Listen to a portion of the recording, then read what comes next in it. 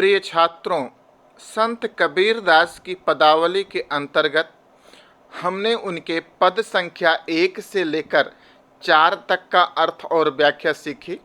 अब हम इस पदावली के पद संख्या 5 और पद संख्या 6 की अर्थ और व्याख्या सीखेंगे। तो चलिए हम उनके पदावली पर हम चलते हैं और उसकी अर्थ और व्याख्या सीखते हैं।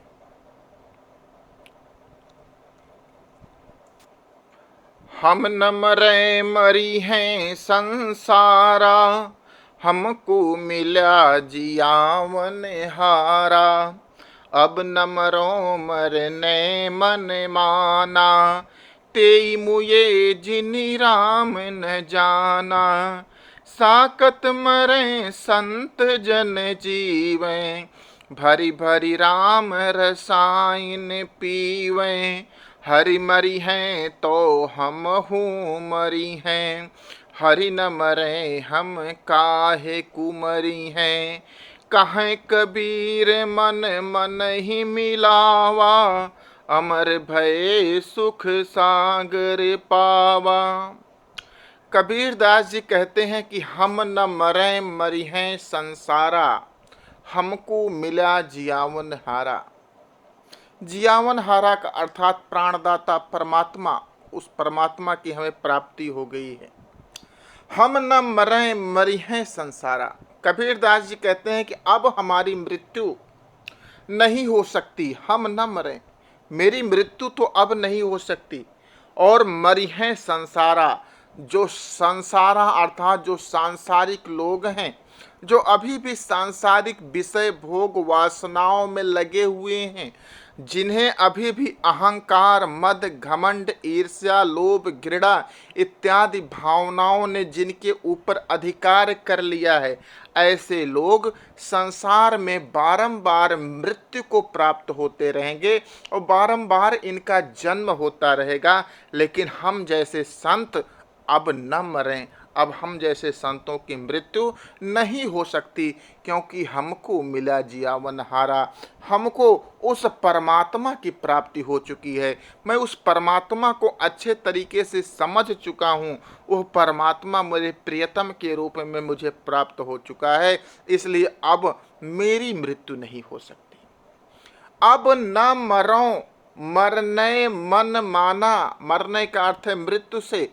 अब न मरो मरने मन माना, मेरे मन ने अभी पूर्ण रूप से विश्वास कर लिया है कि अब मृत्यु से मेरी मृत्यु नहीं हो सकती।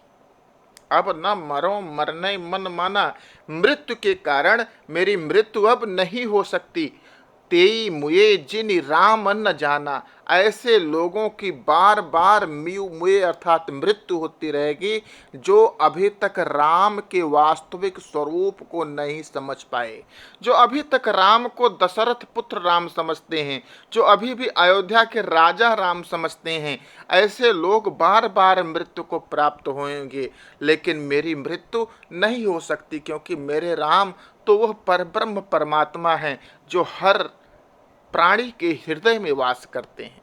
इसलिए साकत मरें, साक्त अर्थात देवी के उपासक, शक्ति के उपासक, जो शक्ति के उपासक हैं, जो देवी को प्रसन्न करने के लिए तरह तरह की बलि देते हैं, ऐसे लोग बार बार मृत्यु को प्राप्त होते रहेंगे।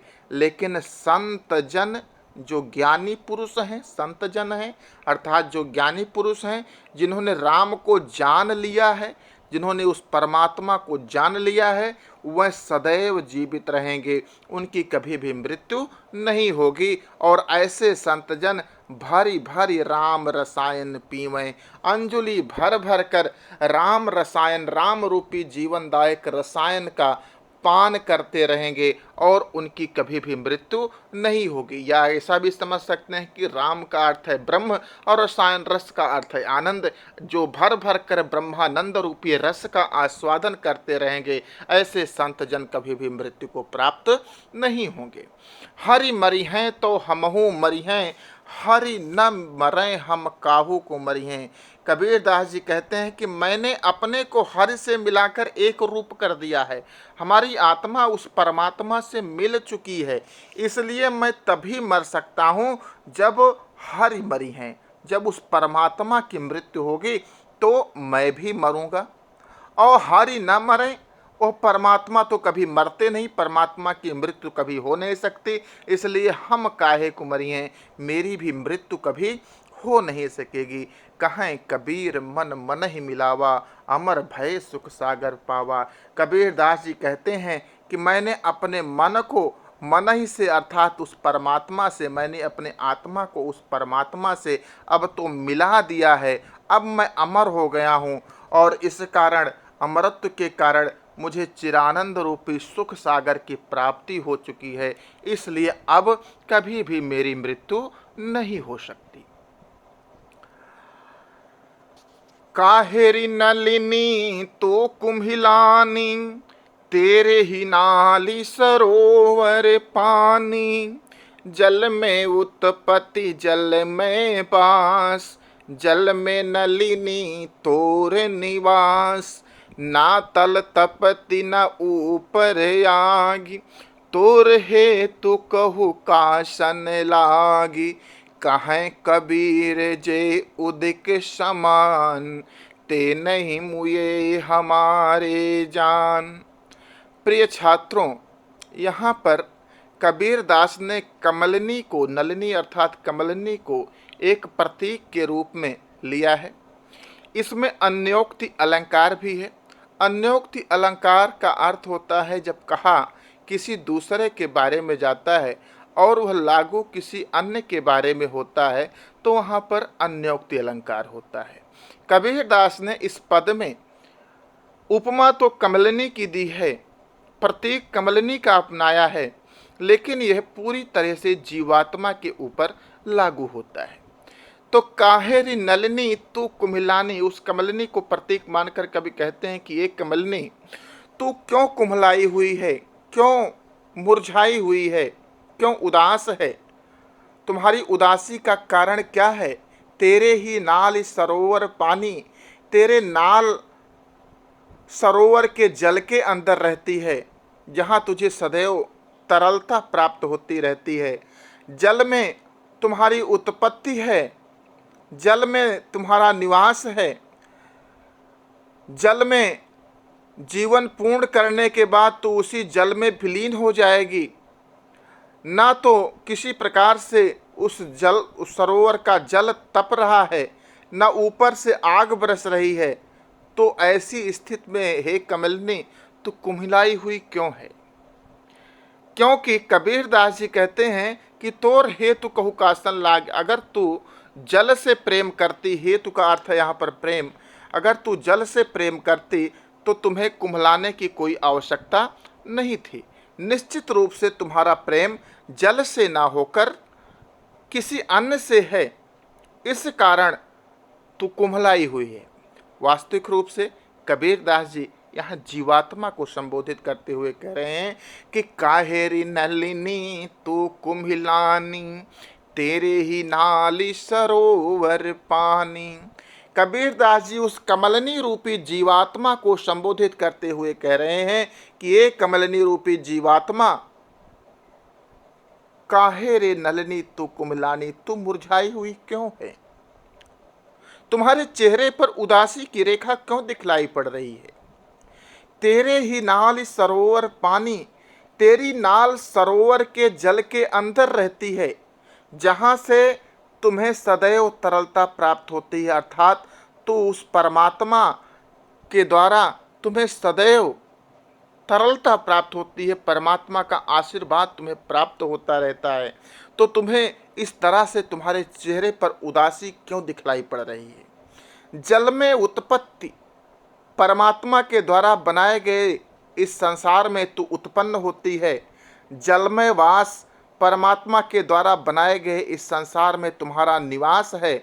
और जल में नलिनी तोर निवास, जल में ही जीवन पूर्ण करके तो उसी जल में विलीन हो जाती, उसी परमात्मा के द्वारा संसार में तो विलीन हो जाती है, परमात्मा तत्व में मिल जाती है। ना तल तपत, न ऊपर आग, ना उस परमात्मा के द्वारा तुम्हें नीचे से तपन अर्थात किसी प्रकार का दुख दिया जा रहा है, और ना तो तुम्हारे ऊपर आग बरस रही है, अर्थात ना तो दैविक दुख ही किसी प्रकार से तुम्हें प्राप्त हो रहा है। तो निश्चित ही तोर हेतु तुम्हारा प्रेम उस परमात्मा से ना होकर विषय वासनाओं से हो गया है, सांसारिक विषय वासनाओं से। तोर हेतु कहु कासन लाग, हे जीवात्मा तुम बताओ कि तुम्हारा प्रेम अब किससे उत्पन्न लग गया है, किससे लग गया है। निश्चित ही तुम्हारा प्रेम उस परमात्मा से ना होकर सांसारिक विषय भोग वासनाओं से हो गया है। इसी के कारण तुम्हारे चेहरे पर ये उदासी की रेखा दिखलाई पड़ रही है। कहें कबीर जे उदिक समान, ते नहीं मुए हमारी जान। कबीर दास जी कहते हैं कि निश्चय ही तुम्हारा प्रेम उस परमात्मा से ना होकर किसी अन्य से हो गया है, इसी कारण तुम मुरझाई हुई है। क्योंकि जिनकी आत्मा परमात्मा रूपी जल में लीन रहती है, जे उदिक समान, उदिक का होता है जल, उदिक का अर्थ होता है जल। जिनकी आत्मा परमात्मा रूपी जल में लीन रहती है, ते नहीं मुए हमारी जान। ऐसे साधक कभी मृत्यु को प्राप्त नहीं हो सकते।